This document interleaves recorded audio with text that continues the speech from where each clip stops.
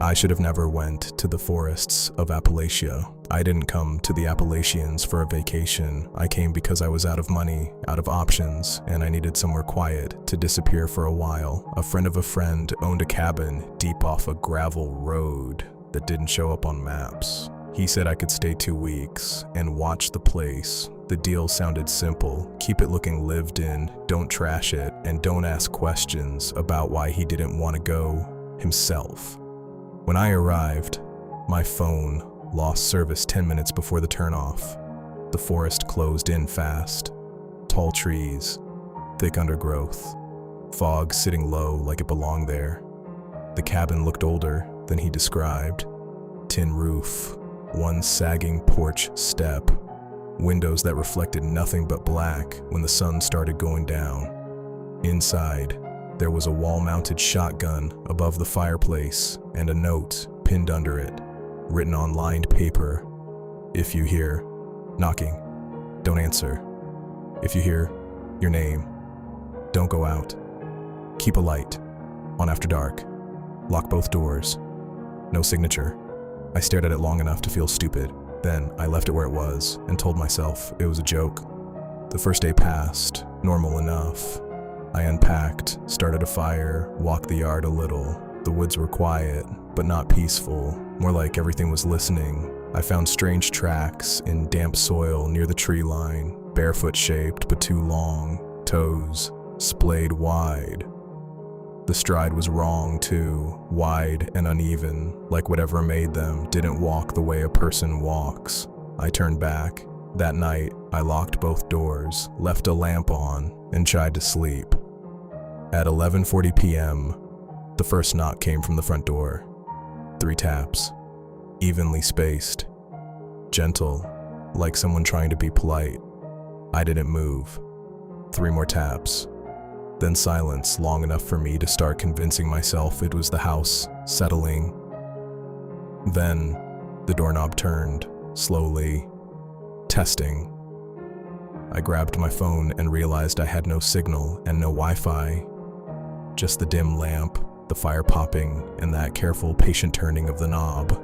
It stopped. A deep inhale came from the other side of the door, like someone smelling the crack. Then a voice, calm and close. "Hey, you in there?"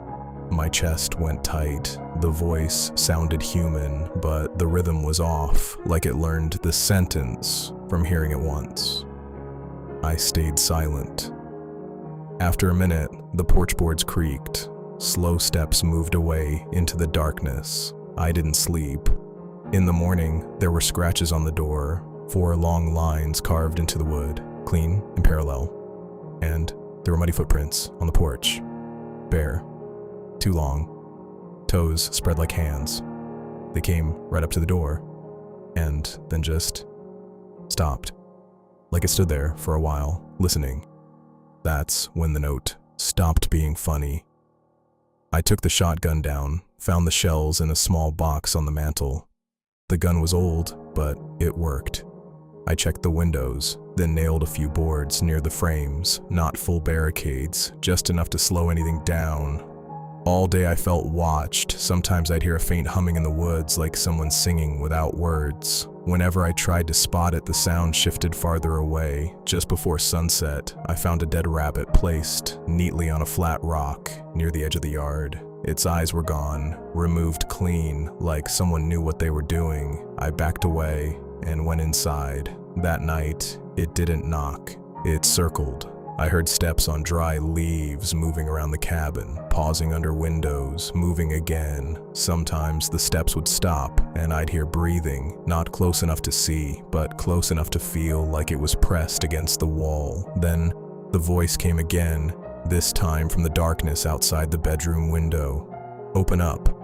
I didn't answer. A pause, then softer. "I know you're in there." The words weren't angry, they were certain.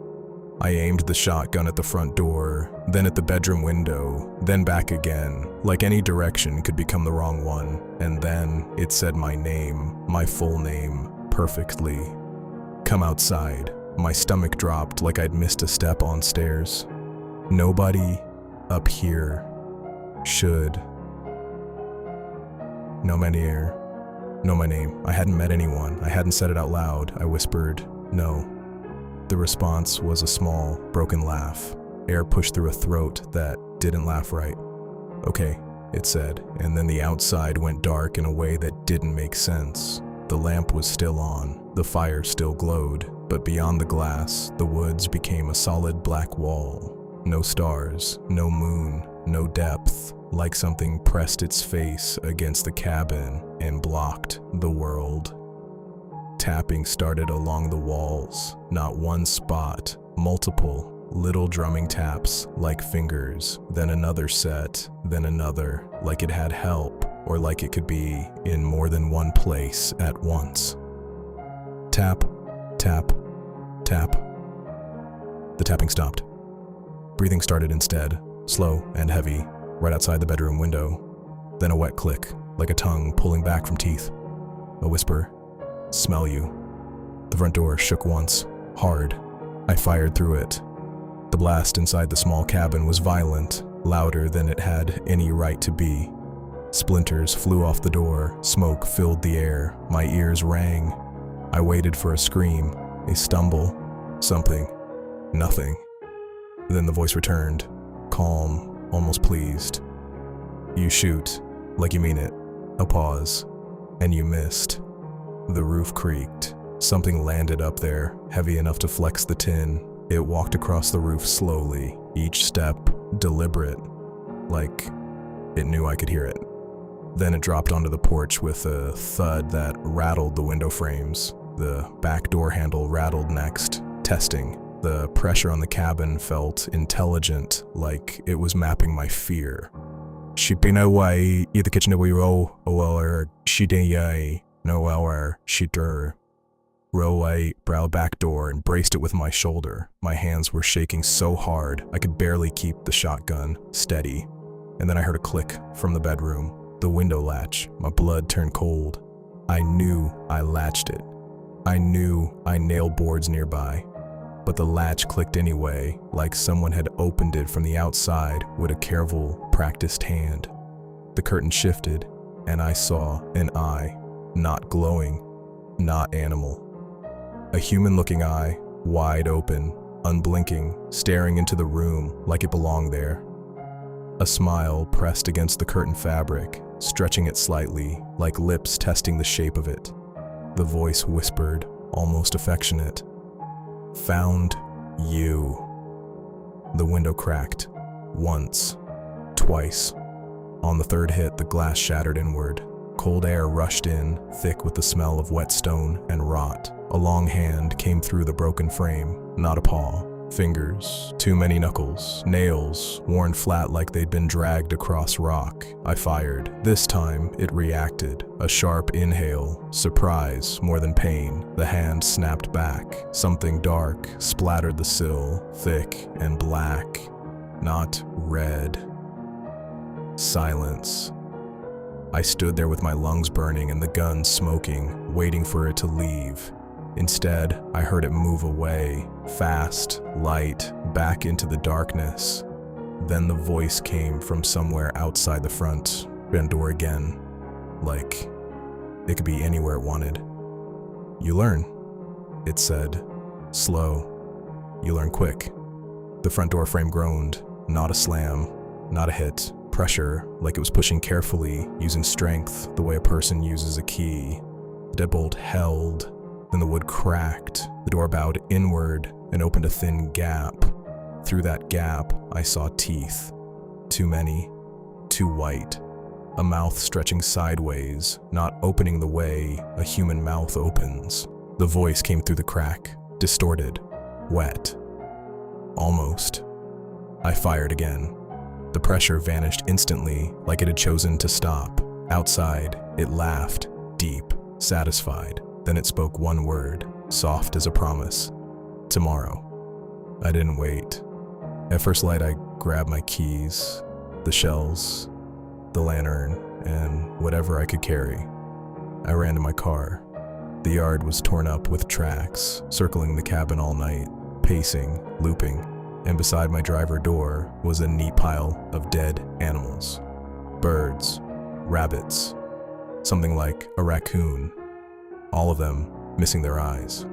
On top of the pile was another strip of lined paper, 2 words written in careful block letters, "Still hungry." I got in my car and drove until the trees thinned and my phone finally found service. When it did, my screen lit up with missed calls, numbers I didn't recognize, voicemails with no transcripts. I played one, heavy breathing, then a soft whisper underneath, like it was smiling into the microphone. "Come back." I don't know how it got my number. I don't know how it learned my name, but I know this. The Appalachians aren't empty. They're just old enough to have things in them that don't need roads or service or permission. And some nights when my house is quiet and my phone buzzes with no caller ID, I don't answer because I swear I can hear porch boards creaking through the speaker like it's standing outside a door again, waiting for someone to let it in.